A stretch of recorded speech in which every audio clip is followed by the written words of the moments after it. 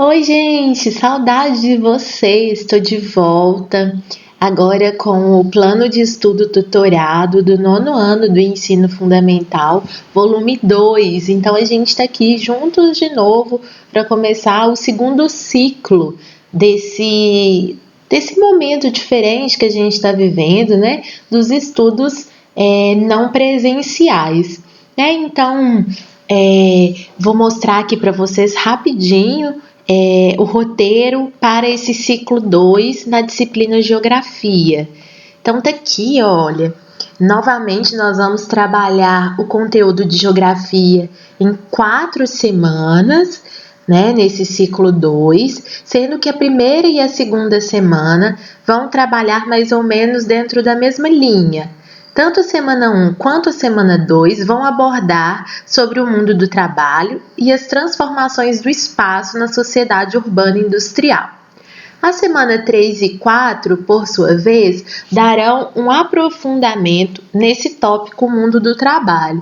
Só que a semana 3 e a semana 4 vão abordar as cadeias industriais e a inovação no uso dos recursos naturais e matérias-primas, tá bom? Então aqui nós fizemos um tour pelo roteirinho aqui do ciclo 2 de Geografia, beleza? Então vamos começar, a gente vai começar com a semana 1, que está na página 47. Espero que estejam bem animados para esse recomeço, tá bom? Então, nós temos aqui o nosso plano de estudo tutorado de Geografia, né? A unidade temática é Mundo do Trabalho. O objeto do conhecimento são as transformações do espaço na sociedade urbana e industrial.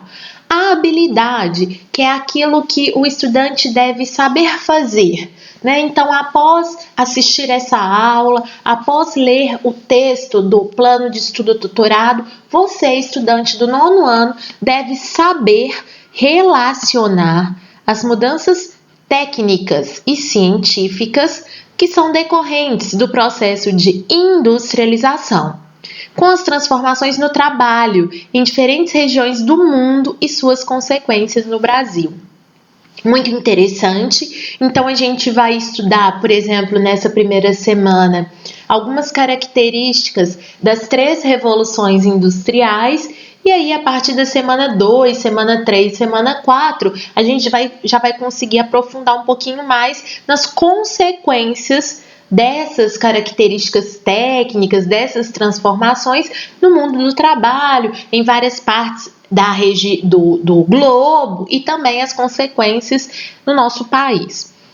Para desenvolver essa habilidade, para construir essa habilidade, alguns conteúdos relacionados são importantes, como, por exemplo, relações de trabalho no sistema capitalista, industrialização, reconhecer as novas formas de relações de trabalho, desemprego, extinção de postos de trabalho, surgimento de novas profissões, alterações nas técnicas de produção e as novas relações de trabalho no Brasil e no mundo, né? Como, por exemplo, o modo de produção flexível e também um novo perfil de trabalhador, ok? A interdisciplinaridade é de que forma a geografia vai conversar ou vai se relacionar com outras disciplinas, no caso a história e a disciplina de arte. Então vamos ao que interessa, vamos ao nosso tema da semana 1. Então, olha só, o nosso PET vai começar com um retrospecto aqui, falando da produção manual até a indústria. E aí já vou grifar, vocês sabem que eu gosto muito de grifar, ajuda muito o estudante. Então, vamos lá, olha. Quando a gente fala de industrialização, a gente precisa começar um pouquinho antes. Não dá para falar de industrialização logo de cara. Eu preciso pensar, eu preciso saber como as pessoas produziam antes do surgimento da indústria. E é isso que o PET vai trazer no texto.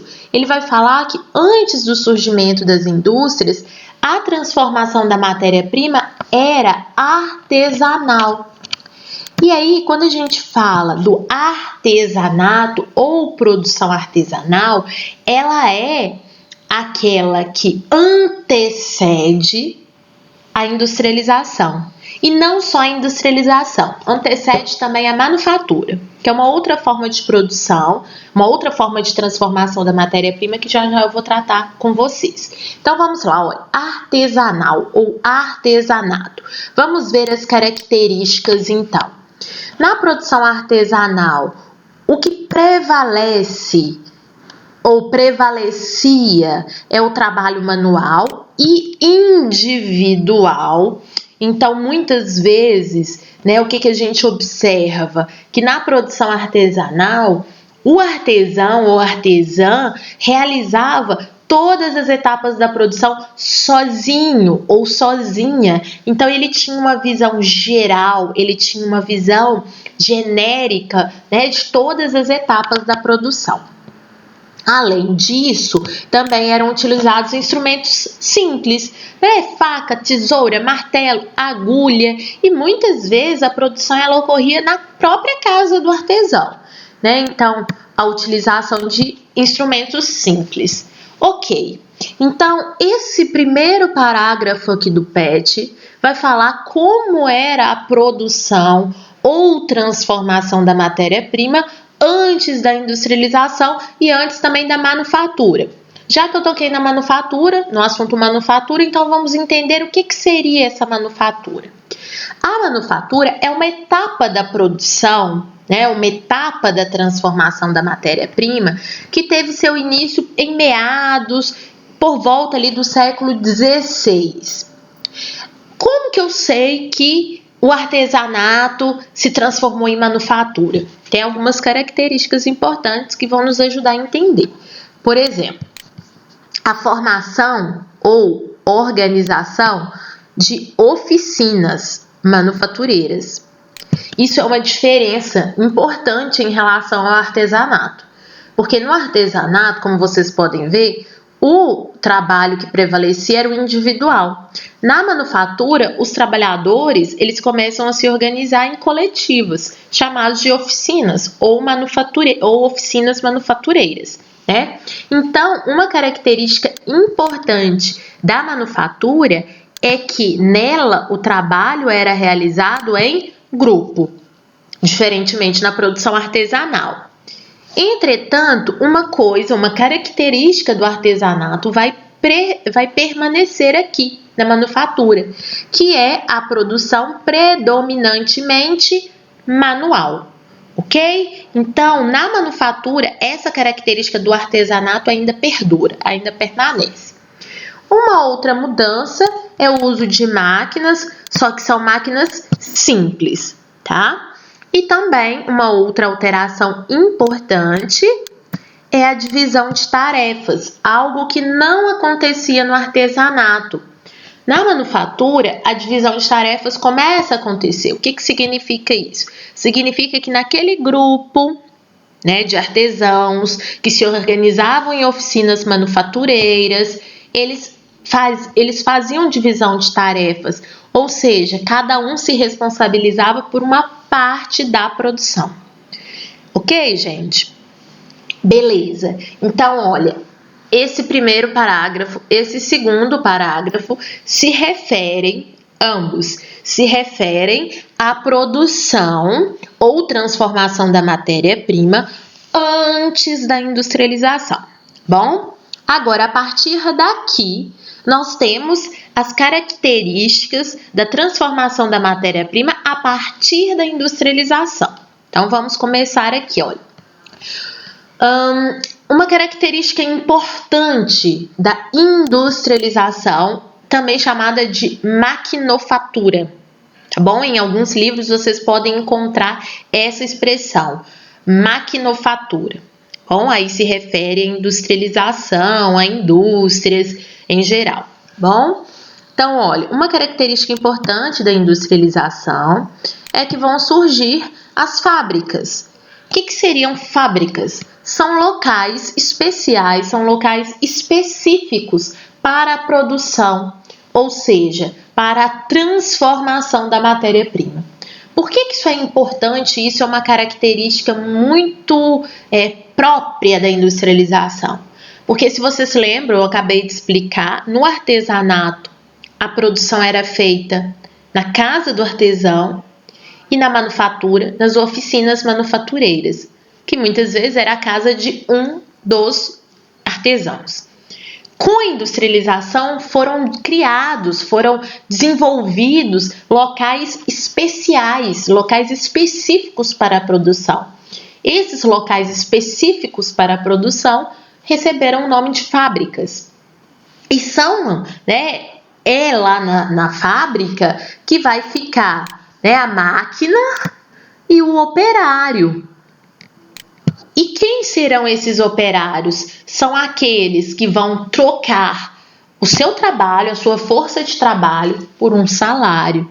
Então, a industrialização ela trouxe também essa característica importante, que é o trabalho assalariado. Ou seja, o operário vende aquilo que tem, que é a sua força de trabalho. Vende em troca de um salário. Além disso, outras características da industrialização. Com a industrialização, houve a utilização de máquinas e novas técnicas de produção. Por exemplo, nas indústrias, nas fábricas, a produção passou a ser em larga escala, ou seja, produz-se uma grande quantidade de bens.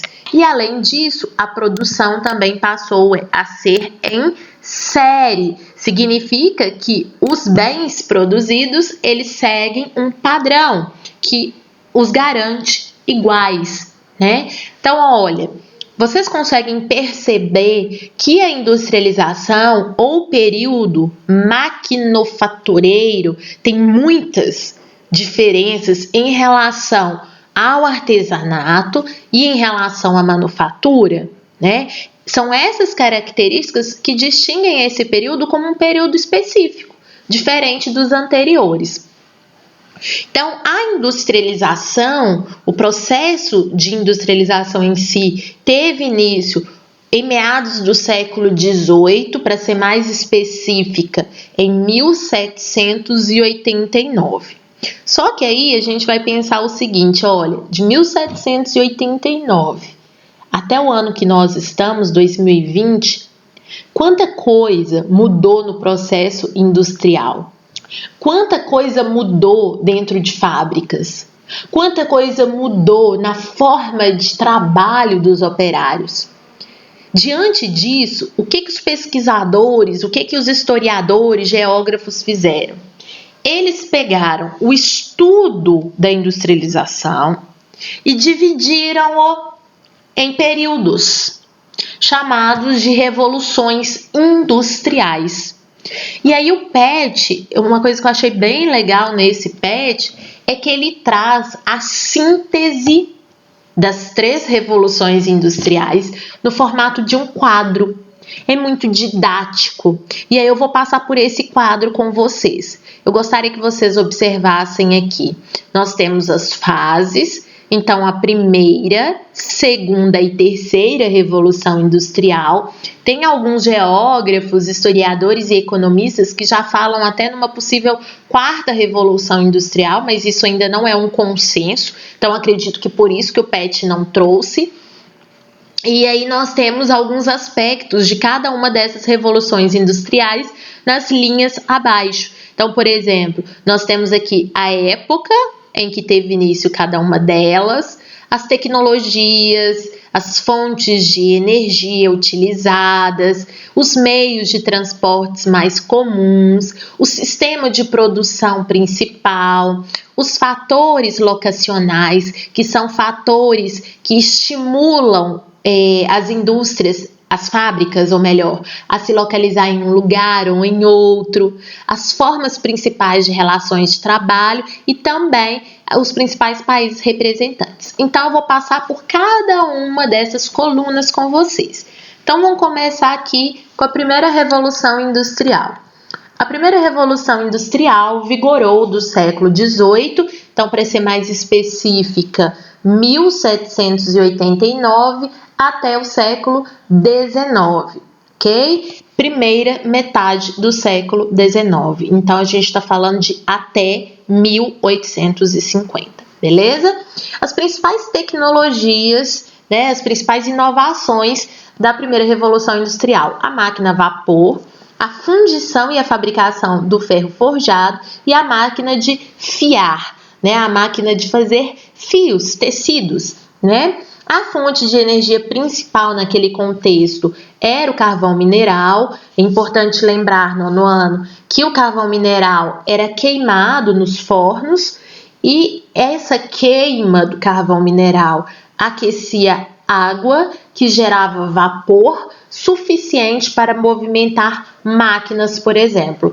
Assim era o funcionamento de um motor a vapor. Então, ele era dependente do carvão mineral. Bom, a primeira revolução industrial tinha como principais meios de transporte os navios e trens a vapor, daí a importância do desenvolvimento da criação do motor a vapor.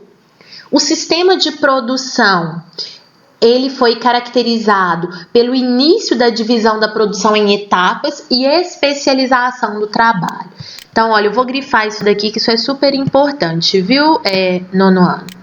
O que seria isso, né? O que seria produção em etapas e especialização do trabalho? Então, significa que a produção ela seria compartimentada e que cada trabalhador se especializaria por uma parte da produção. Por que isso é importante? Porque mais para frente, essa elevada especialização do trabalho vai gerar um problema, que é chamado de alienação do trabalhador, que é quando o trabalhador só sabe executar uma única atividade. Ele perde completamente a noção do todo, ele perde completamente a noção do geral. Bom, então, o início da alienação do trabalho começa já aqui na primeira revolução industrial, com essa tal especialização do trabalho. Bom, fatores locacionais, como eu disse, são condições que as fábricas buscavam para poder se instalar em um determinado local. Vou até escrever o que é isso, porque fatores locacionais é uma coisa muito importante. Então, vamos lá, olha. Os fatores locacionais são... Vou diminuir aqui a letrinha um pouquinho. Então, beleza. São condições buscadas pelas fábricas para se instalarem em um local. Beleza? Daí o nome, então, fator locacional. Então, naquela época, falando lá do século XVIII, né, falando lá do século XIX, primeira metade, lembrando, o que as fábricas procuravam? Elas procuravam se instalar próximas às jazidas de carvão mineral. Por quê, professora? Por quê, Daiane? Porque o carvão mineral era a principal fonte de energia naquele momento, né? Porque os navios, porque os trens, porque as máquinas funcionavam a partir de um motor a vapor, que precisava de carvão. Então, as fábricas buscavam se instalar próximas às jazidas de carvão. E também elas procuravam regiões onde havia uma grande disponibilidade de mão de obra. Então, por isso, muitas fábricas se instalavam nas cidades, né? Relações de trabalho. Então, pensando nas relações de trabalho, quais eram as principais características? Então, a primeira revolução industrial trouxe, né, esse início do trabalho assalariado, onde o operário vende aquilo que tem, que é a sua força de trabalho, em troca de uma remuneração. A primeira revolução industrial foi caracterizada por uma intensa exploração do trabalhador. Não se falava em direitos trabalhistas garantidos, não se falava em remuneração justa, não se falava em jornada de trabalho justa. Não, naquele contexto, os trabalhadores tinham longuíssimas jornadas de trabalho. Alguns chegavam a fazer 16 horas de trabalho por dia, alguns até 18 horas de trabalho por dia. E não havia nenhuma regulamentação sobre o trabalho infantil, sobre o trabalho feminino, sobre o trabalho de gestantes. Então, muitas fábricas faziam uso do trabalho infantil, faziam uso do trabalho de mulheres, gestantes, né? E os principais países representantes foram a Inglaterra, pioneira. Essa palavra é super importante, pioneira, tá? Por quê? Porque significa que ela foi a primeira. A Inglaterra deu o pontapé ao processo de industrialização, seguida pela Alemanha, depois França e Bélgica. Então, olha, essa coluna aqui, pela qual nós passamos agora, é a síntese das características da primeira Revolução Industrial. Espero que vocês tenham entendido. Nós vamos para a segunda Revolução Industrial. A segunda Revolução Industrial teve início na segunda metade do século XIX, então a gente está falando de a partir de 1851 até a primeira metade do século XX, aí a gente está falando até 1950.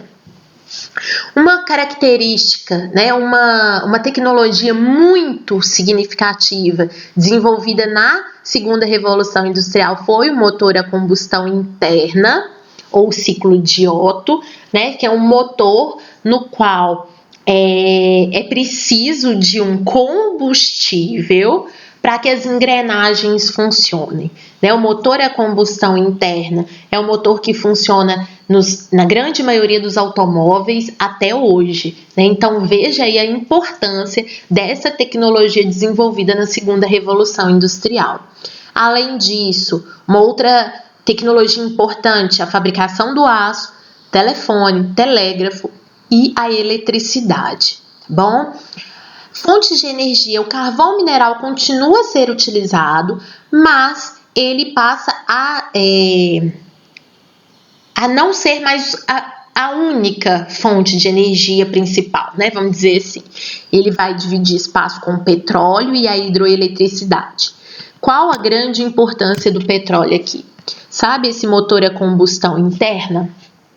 Ele vai funcionar a partir de derivados do petróleo, como, por exemplo, o óleo diesel, a gasolina e a querosene. Então, daí a importância do petróleo, entende?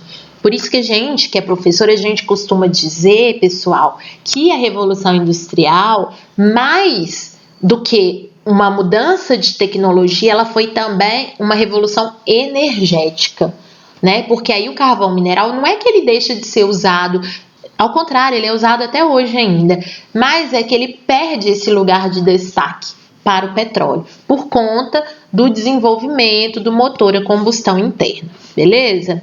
Vamos seguindo.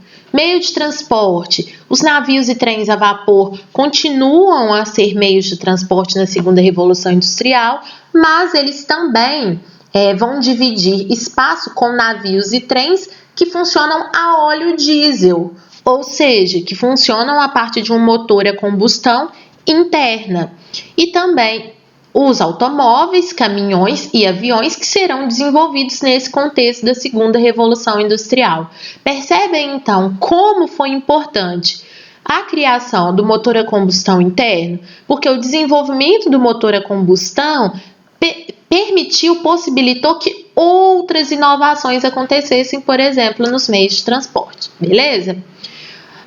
Do ponto de vista do sistema de produção. Quando eu falo sistema de produção, eu estou falando da forma como o trabalho era executado lá na fábrica, certo?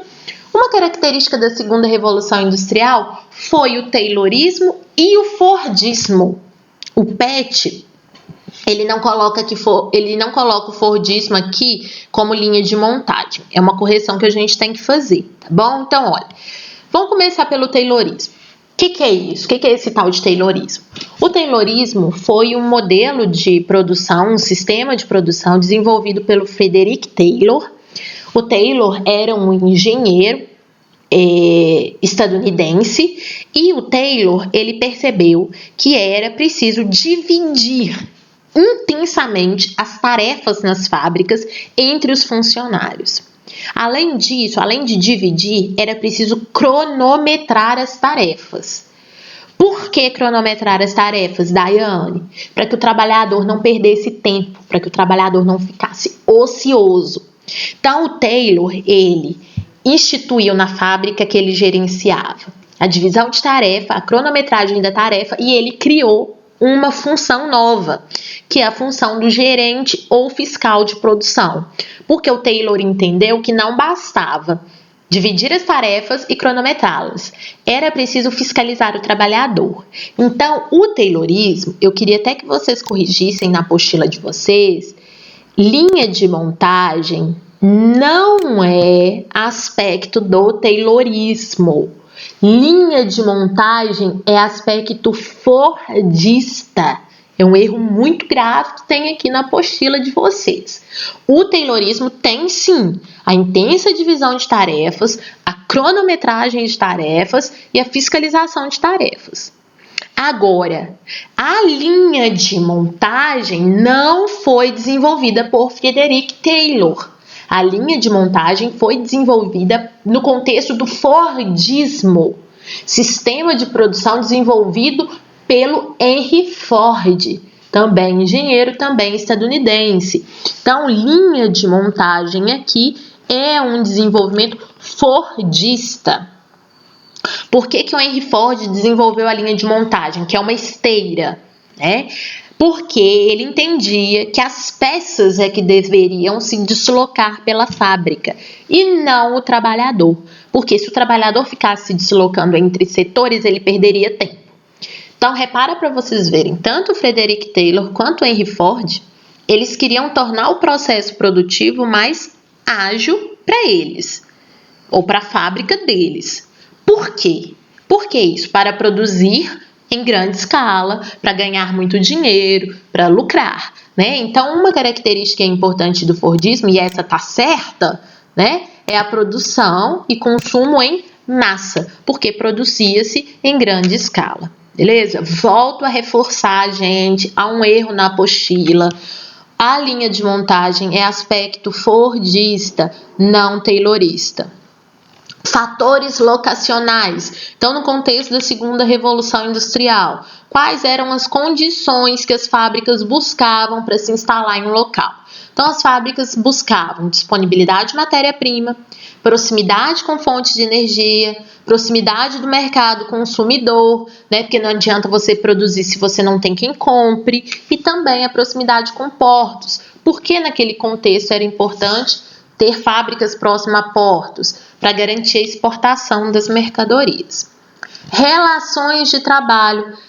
O trabalhador vai ficar cada vez mais alienado. Lembra o que eu disse aqui sobre o sistema de produção na primeira revolução industrial? Que ele era pautado na especialização do trabalho? Pois é. Com o Taylorismo e com o Fordismo na segunda revolução industrial, essa alienação do trabalhador foi extrema, alcançou índices altíssimos, né? E aí, alguns trabalhadores passavam a não ter controle daquilo que ele estava produzindo. Ele só sabia executar uma única tarefa, uma única função. É também no contexto da segunda revolução industrial que alguns movimentos operários vão ganhar destaque. Então, são movimentos que vão lutar contra a exploração do trabalho, e também muitos desses movimentos operários vão dar início à formação dos sindicatos. Sindicatos são instituições, são organizações que defendem direitos de trabalhadores ou patrões, né? Existem sindicatos trabalhistas que defendem o trabalhador e existem sindicatos patronais que defendem o patrão. Então, nem todo sindicato é para o operário, né? Nós temos sindicatos trabalhistas e sindicatos patronais. Espero que vocês se lembrem disso. E também os principais países representantes foram os Estados Unidos, países vários da Europa Ocidental, continuando a Inglaterra, continuando a Alemanha Ocidental, a França, também outros países como a União das Repúblicas Socialistas Soviéticas e o Japão. Ok? Segunda revolução industrial, então, tem mais elementos, ela é um pouquinho mais complexa que a primeira. Vamos finalizar, então, a aula de hoje com a terceira revolução industrial. Ela teve início na segunda metade do século XX, ou seja, a partir de 1951, mas ela vai ter um aprofundamento mesmo, é na década de 1970. E para alguns autores, a terceira revolução dura até os dias atuais, para outros, a gente já estaria vivendo a quarta revolução industrial. Então, as principais tecnologias desse contexto, que é o contexto da terceira revolução industrial, uma coisa importantíssima, ela também é chamada de técnico-científica informacional, tá bom? Vou anotar aqui, ó. Técnico-científica informacional. Por que isso é importante? Destacar que ela é chamada de técnico-científica informacional. Porque quando eu digo que o nome dela é também técnico-científico informacional, eu estou dizendo que os três pilares, ou seja, as três sustentações da terceira revolução industrial são tecnologia, ciência e informação. Os países brigam por tecnologia, ciência e informação. Os países mais importantes hoje, no contexto da terceira revolução industrial, são aqueles que detêm tecnologia, ciência e informação. Por isso que eu estou ressaltando o nome, um outro nome que ela recebe também. As principais tecnologias desse período aí da terceira revolução industrial são os computadores, as tecnologias associadas a computadores, como chips, circuitos eletrônicos, softwares, hardwares, os sistemas de telecomunicações, a telemática, né, que são sistemas vinculados à informática dentro da telecomunicação, a tecnologia aeroespacial. Do ponto de vista das fontes de energia, nós temos aqui uma continuidade do petróleo como fonte de energia importante, uma continuidade do carvão mineral e uma continuidade da hidroeletricidade. Mas a gente tem também outras fontes energéticas que vão começar a ser utilizadas com ainda mais vigor. São as chamadas fontes alternativas, como por exemplo a solar, a eólica, a biomassa, a energia das marés, né? Tem também o uso do gás natural, a energia nuclear. Então a gente percebe que com a terceira revolução industrial nós temos aqui um mix maior de fontes de energia a serem utilizados. Na terceira revolução industrial, os meios de transporte que vão receber destaque são os navios cargueiros, que são aqueles navios que comportam uma grande quantidade de cargas. Normalmente eles transportam as cargas dentro de containers. Os aviões de grande porte, os trens de alta velocidade, também conhecidos como trem-bala, automóveis, caminhões, oleodutos e gasodutos, né, que são tubulações que vão permitir, no caso dos oleodutos, a circulação de óleos, como o petróleo, por exemplo, e nos gasodutos, a circulação de gases, como, por exemplo, o gás natural, beleza? O sistema de produção, ou seja, a forma de se trabalhar na fábrica, isso vai mudar demais. Com a terceira revolução industrial, muitas fábricas vão passar por um processo de robotização e automação. O que significa isso? Significa que trabalhos antes executados por pessoas passarão a ser executados por robôs ou por sistemas computadorizados, que vão fazer com que a linha de montagem funcione automaticamente. Uma outra alteração muito importante é a produção flexível. O que significa isso? Significa que a produção vai ser feita de acordo com a demanda. Eu estou frisando isso, produção de acordo com a demanda, porque essa é uma diferença central em relação ao Fordismo. No Fordismo, a produção era em massa, produzia-se em grande quantidade. Só que, durante o contexto do Fordismo, houve a crise de 1929, a quebra da Bolsa de Valores de Nova York. Um dos principais motivos que levou à quebra da Bolsa de Valores de Nova York foi a crise de superprodução. O que significa isso, nono ano? Significa que produziu-se muito mais do que se vendeu. E aí empresas que não conseguem vender aquilo que produziram perderam dinheiro. Para evitar esse problema, a fábrica da Toyota desenvolveu um novo sistema de produção, já no contexto da terceira revolução industrial. Esse novo contexto de produção, esse novo modelo de produção recebeu o nome toyotismo porque surgiu dentro das fábricas da Toyota. Esse modelo, toyotismo, baseia-se nessa produção flexível, ou seja, uma produção que acompanha a demanda, né? Então, se eu tenho uma maior demanda por um determinado tipo de carro, eu aumento a produção. Se eu tenho uma menor demanda sobre um determinado tipo de carro, eu diminuo a produção. É a ideia também de trabalhar com um estoque reduzido, né? Então, por exemplo, se eu sei que eu vou vender uma média de 10 tomates, para que eu vou armazenar 800 tomates? Se a minha média de venda é 10. Percebem? Então, essas ideias de produção flexível, produção de acordo com a demanda, vão surgir na terceira revolução industrial, dentro do toyotismo, que é também chamado de modelo just-in-time ou modelo de acumulação flexível. Tá? Então, vou até colocar essa anotação, sugiro que vocês anotem no caderno de vocês. Então, ó, produção flexível segue a demanda. Demanda é a necessidade. Quanto maior a necessidade, maior a produção. Quanto menor a necessidade, menor a produção. Né? Então, a produção é flexível, segue a demanda e pode ser variada. O que eu estou querendo dizer com isso? Pode ser variada. Vou fazer um comparativo novamente com o Fordismo. No Fordismo, a produção era em massa e era padronizada. Significa que os produtos eram muito iguais, semelhantes. Com o toyotismo, com o just-in-time, a produção ela segue a demanda e ela também pode ser variada. Então, existe uma grande variedade de modelos de carros, por exemplo. Durante o Fordismo, só para fazer comparação aqui, na fábrica da Ford, no início do Fordismo, só se produzia um único modelo de carro, que era o Ford T4.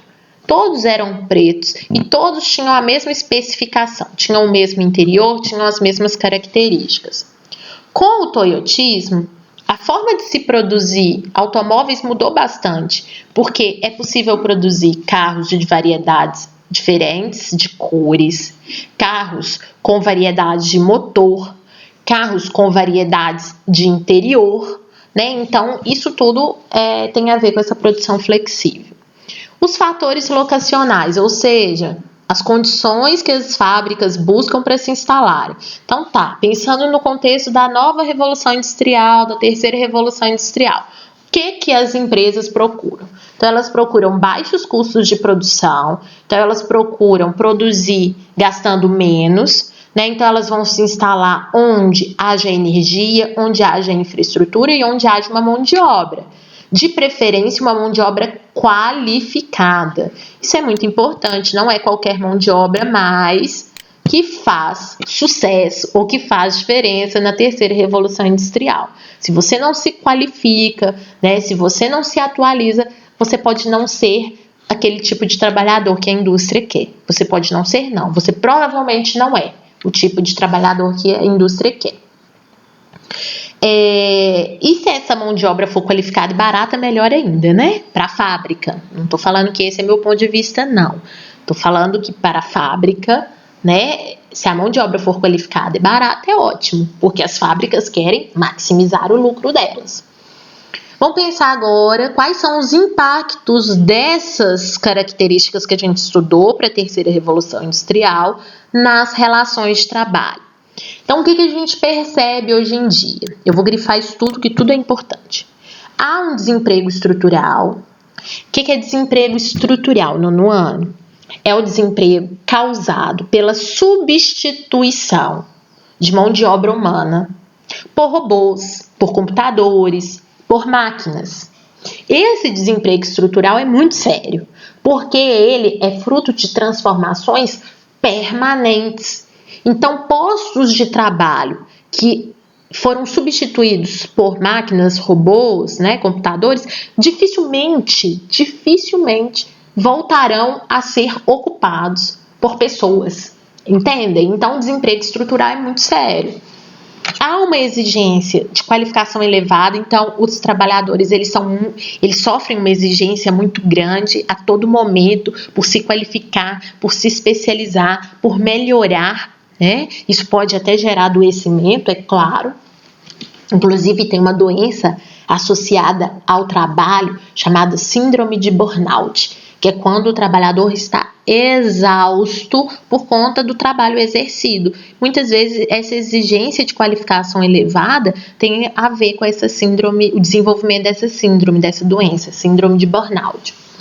Há uma ênfase no setor terciário, que é o setor da prestação de serviços e do comércio, e há uma terceirização dos serviços. Atenção, o que é terceirização dos serviços? É quando uma empresa contrata outra para prestar um serviço por ela. Repetindo, terceirização dos serviços é quando uma empresa contrata outra para prestar serviços por ela. Beleza? Vou dar um exemplo. Vou pegar aqui o exemplo de uma agência bancária. Agência bancária Banco do Brasil é um exemplo. Aí tem lá o segurança que presta esse serviço de segurança para o banco. Não necessariamente aquele guarda que está lá prestando a segurança, ele é funcionário do Banco do Brasil. Ele pode ser funcionário de uma empresa de segurança que presta serviço para o Banco do Brasil. Então, essa empresa que presta serviço de segurança para o Banco do Brasil é uma terceirizada, tá bom? Então, olha, nesse quadrinho aqui tem dois conceitos importantes que eu gostaria que vocês anotassem no caderno de vocês, que faz toda a diferença, tá? Na hora que você estiver estudando, que é o desemprego estrutural. Então, vou colocar aqui, desemprego estrutural, fruto da substituição de trabalhadores por máquinas, computadores ou robôs, tá? Então, essa é a definição de desemprego estrutural. Agora, eu vou colocar no balãozinho a definição de terceirização, tá? Vou colocar aqui, terceirização. Então, ocorre quando uma empresa contrata outra para prestar serviços